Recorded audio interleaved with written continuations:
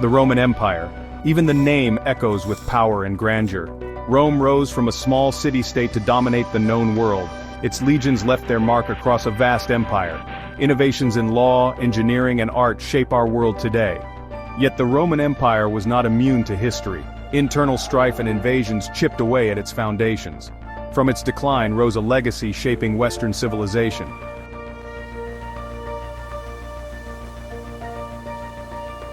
Our journey begins with Rome's mythical founding in 753 BCE. We trace Romulus and Remus, witness the Republic's birth, and marvel at Rome's expansion. From Julius Caesar's rise to pivotal events shaping Rome, we see its transformation into an empire. Augustus Caesar's reign and Pax Romana followed by decline, and the fall in 476 CE, marking the Middle Ages' beginning.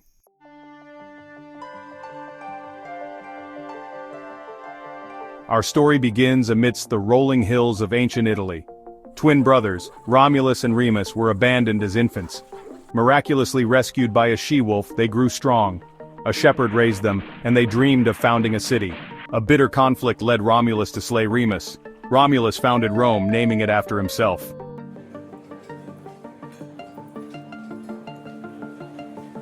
From these humble beginnings, a city began to rise. Nestled amidst the seven hills, Rome occupied a strategic location in the heart of the Italian peninsula. The hills provided natural defenses, while the Tiber River offered fresh water and a vital artery for trade. As more people flocked to the city, Rome expanded beyond its initial boundaries. Early Romans, skilled builders, constructed fortifications and bridges, connecting Rome and facilitating trade.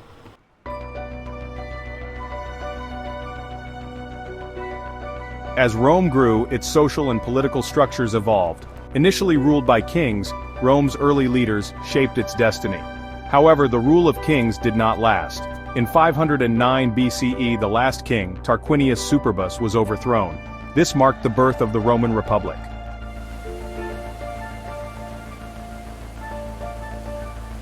The Roman Republic was not a perfect democracy.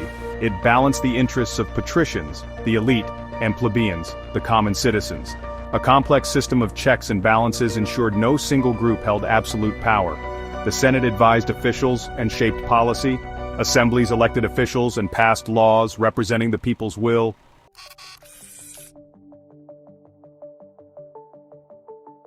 The early republic saw internal consolidation and external expansion. The Senate provided stability, guiding Rome's growth with wisdom.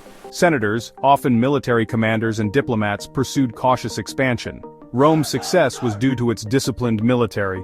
The Roman army was renowned for discipline and adaptability. Patriotism and camaraderie made the Roman army formidable.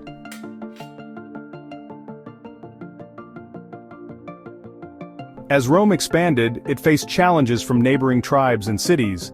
The Samnites posed a significant threat to Roman expansion in the 4th and 3rd centuries BCE. The Samnite Wars tested Roman resolve, resulting in Roman victory. The Punic Wars marked a turning point in Roman history. Carthage, led by Hannibal, challenged Roman supremacy. Rome built a powerful navy to challenge Carthage. Hannibal's crossing of the Alps caught the Romans off guard. Rome, under Scipio Africanus, ultimately defeated Hannibal.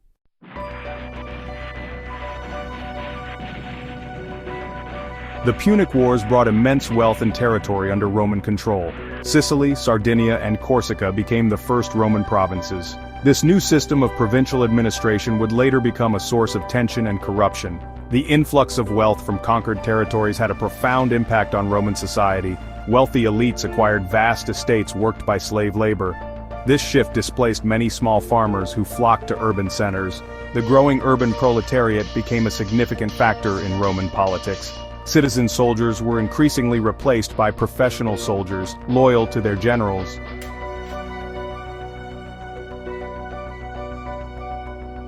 As Rome consolidated its power in the West, a new challenge emerged in the East, the Hellenistic kingdoms, successors to Alexander the Great. These kingdoms, though weakened by internal strife, still possessed significant wealth and military capabilities. The Romans viewed these eastern kingdoms with caution and ambition. The Macedonian Wars, spanning several decades in the 2nd century BCE, pitted Rome against the Antigonid kingdom of Macedon. The Macedonian phalanx was formidable, but the Romans' superior discipline and tactics prevailed.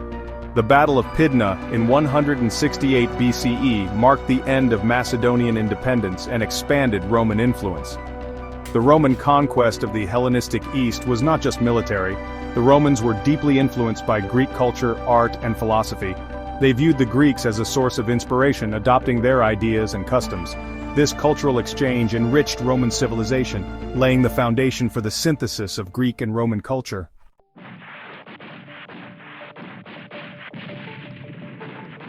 While Rome's legions were triumphant abroad, the Republic faced growing internal tensions.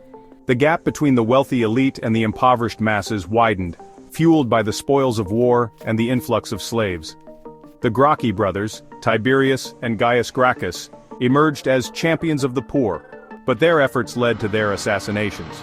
The social war, from 91 to 88 BCE, exposed the fragility of the Republic.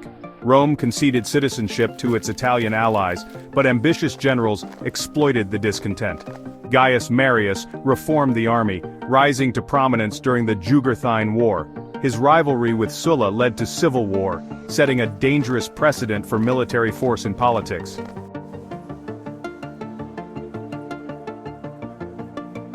Against a backdrop of strife emerged Gaius Julius Caesar, a brilliant strategist and shrewd politician. Born into a patrician family, Caesar rose through politics with charisma and ambition. His military campaigns in Gaul cemented his reputation and fueled his ambitions. Caesar's commentaries captivated Rome, portraying him as a hero. His growing power alarmed the Senate and Pompey the Great.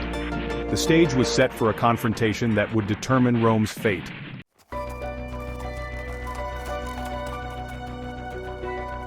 In 49 BCE, Caesar defied the Senate and crossed the Rubicon River, the boundary between Gaul and Italy. This act declared war, plunging Rome into civil conflict. Caesar's legions swept through Italy, while Pompey fled to Greece. The decisive Battle of Pharsalus in 48 BCE saw Caesar victorious. Pompey fled to Egypt, where he was assassinated. Caesar returned to Rome, pardoning enemies and restoring order. Yet many in the Senate saw him as a potential tyrant.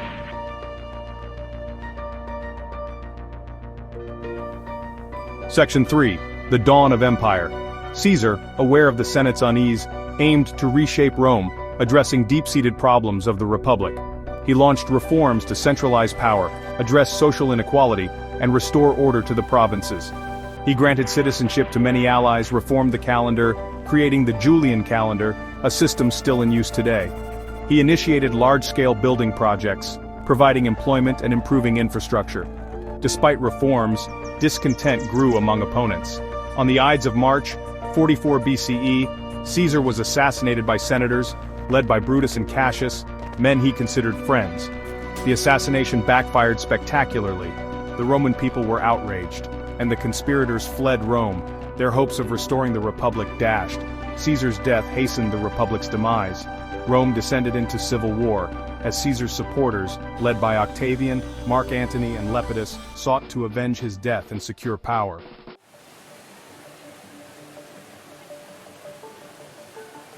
Section 1. The Pax Romana, a Golden Age. The ascension of Augustus Caesar marked the dawn of a new era for Rome, the Roman Empire. Augustus, a shrewd ruler, understood that Rome, weary of civil war, yearned for stability. He consolidated his power, dismantling the old republic while maintaining traditional institutions. He presented himself as the first citizen of Rome, a guardian of its traditions. Augustus's reign ushered in the Pax Romana, a period of unprecedented peace and prosperity. This era of stability was characterized by internal peace, economic growth, and cultural flourishing. Augustus's reforms laid the foundation for this golden age, transforming Rome into a stable empire.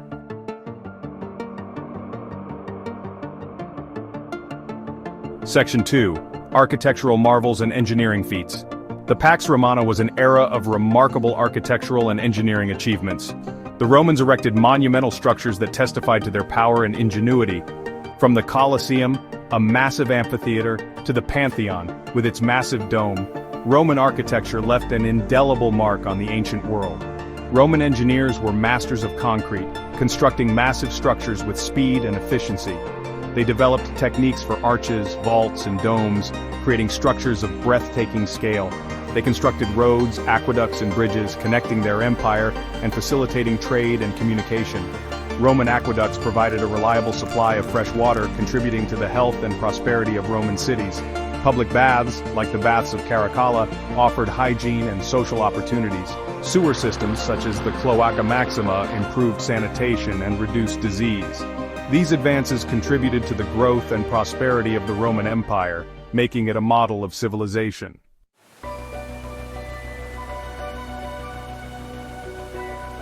The Roman Empire at its peak was a vibrant and diverse society, encompassing a wide range of cultures, languages, and religions. Life varied greatly depending on one's social standing, occupation, and location. The wealthy elite enjoyed luxury, leisure, and political influence. They lived in opulent villas and enjoyed the finest food, wine, and entertainment. They held positions of power in government, the military, and the priesthood. For the majority, life was humble. Farmers worked the land, producing food for the empire. They lived in simple dwellings, governed by the rhythms of nature. Craftsmen, merchants, and laborers populated bustling cities. Cities were crowded, noisy, and prone to disease. The poor lived in cramped, squalid conditions in insulae. They faced threats from fire, crime, and disease. Cities offered opportunities for advancement and entertainment. Slavery played a significant role in the economy and social structure. Slaves performed tasks from domestic service to skilled craftsmanship. Treatment varied, but slavery was integral to Roman life.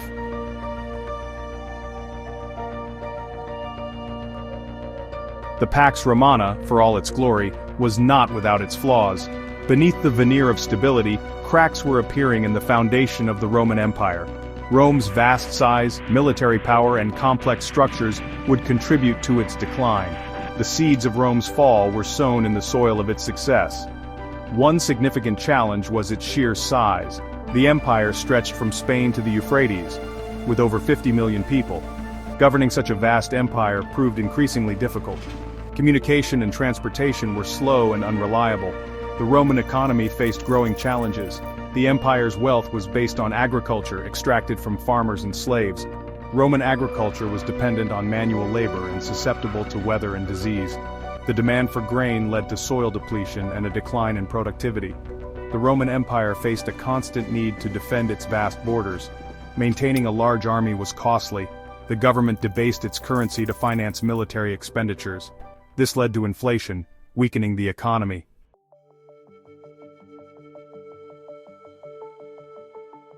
The 3rd century crisis was a period of unprecedented turmoil and instability in the Roman Empire.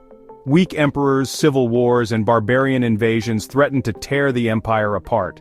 The Roman army, once a stabilizing force, became a source of instability. Generals used their troops for personal ambitions, leading to frequent civil wars. Economic woes worsened with disrupted trade and runaway inflation. Increased taxes burdened the struggling population. The empire became vulnerable to external threats. Barbarian tribes launched bold raids into Roman territory. The Sassanid Empire attacked Roman provinces, further weakening defenses.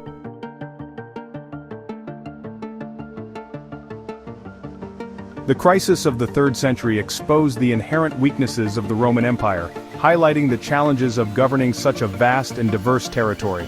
The empire's size, once a source of strength, had become a liability, making it difficult to maintain order and defend its borders. The Roman government struggled to cope with multiple crises. Emperors like Diocletian implemented reforms to stabilize the empire. Diocletian divided the empire into 4 units, each ruled by a co-emperor. He expanded the army, strengthened defenses, and implemented economic reforms. While these reforms provided temporary stability, they didn't address underlying problems. The division of the empire exacerbated political divisions, leading to the eventual split between the Western and Eastern Roman empires. The Roman Empire, once a beacon of civilization, was entering a period of prolonged decline. The crisis of the 3rd century had set in motion events that would ultimately lead to its fall.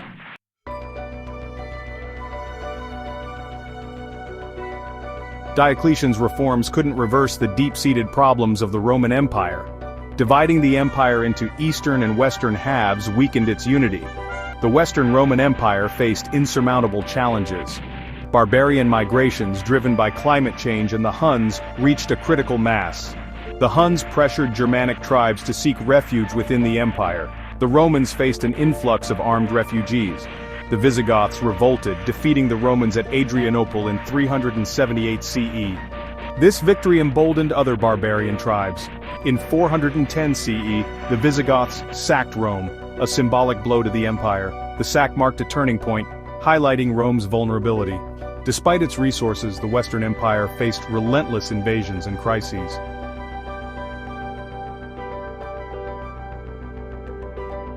As the Western Roman Empire teetered on the brink of collapse, a succession of weak and ineffective emperors proved unable to stem the tide of decline. The Roman Senate, once a symbol of power, had been reduced to a shadow of its former self, its ranks filled with self-serving elites more concerned with their own wealth than the empire's fate. The Roman army, once the backbone of the empire, was a pale imitation of its former self. Its ranks increasingly filled with barbarian mercenaries whose loyalty was often questionable. In 476 CE, the inevitable occurred. Odoacer, a Germanic general, deposed the last Western Roman emperor, Romulus Augustus, a teenager placed on the throne by his father, Orestes. Odoacer sent the imperial regalia to Constantinople, signaling the end of the Western Roman Empire. The fall was a symbolic final act, not a sudden collapse. The Western Roman Empire did not fall in a single day, nor was its demise the result of a single cause. It was a gradual process driven by a complex interplay of factors. The empire's vast size, overextended military, economic woes, political instability, and constant pressure from barbarian migrations all contributed to its demise. The fall marked the beginning of the Middle Ages. The Roman world fragmented into independent kingdoms ruled by Germanic kings and warlords. Rome's legacy continued to influence Western civilization, shaping its laws, languages, religions, and arts. The Roman Empire left an indelible mark on history, its memory preserved in the ruins of its cities, the enduring power of its ideas, and the fascination it continues to inspire.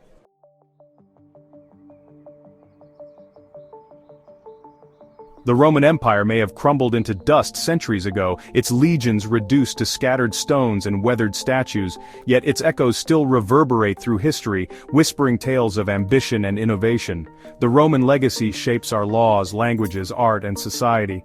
From London to New York, Roman influence is visible in urban planning and architecture. Our legal systems still bear the imprint of Roman law. Latin lives on in science, medicine, and law.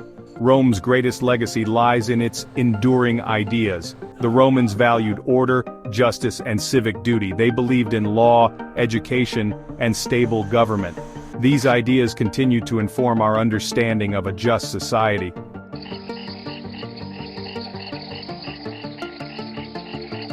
The study of the Roman Empire is a journey into the heart of our civilization. By exploring Rome, we understand the forces shaping history: ambition, power, and legacy.